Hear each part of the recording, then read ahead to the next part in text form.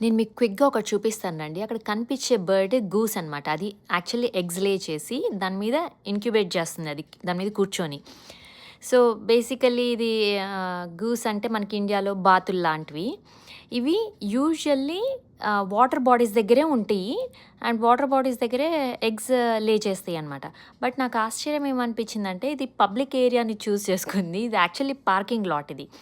So, అక్కడికొచ్చి eggs లే చేసింది. So, మీరక్కడ వీడియో బాగా చూస్తే అటు పక్కన 2 ఏరియాస్, ఇటు పక్కన 2 పార్కింగ్ లాట్స్ దానికి వదిలేసేసారు. దానికి స్పేస్ ఇస్తూ అనమాట. ఈవెన్ బోర్డ్స్ కూడా పెట్టారు. దాన్ని డిస్టర్బ్ చేయొద్దు అన్నట్లుగా. నాకది బాగా నచ్చింది. పబ్లిక్ చాలా రెస్పాన్సిబుల్‌గా అక్కడ బోర్డ్స్ పెట్టేసేసారు. దాన్ని చాలా వరకు డిస్టర్బ్ కూడా చేయట్లేరు. ఇవి యూజువల్లీ అలా ఎగ్స్ మీద 28 డేస్ టు 30 డేస్ వరకు అలా కూర్చొని ఉంటాయన్నమాట. బట్ ఇంక తప్పనిసరి పరిస్థితుల్లో ఫుడ్‌కి వెళ్ళాలి అని అనుకుంటే దాంట్లో దాని బాడీలో ఉన్న సాఫ్ట్ ఫెదర్స్‌ని పీకేసేసి అది ఆ ఎగ్స్ మీద అలా పరిచేసేసి వార్మ్‌గా ఉంచి ఎగ్స్ బ్రేక్ అవ్వకుండా వార్మ్‌గా ఉంచి అది స్టెప్ అవుట్ అవుతది.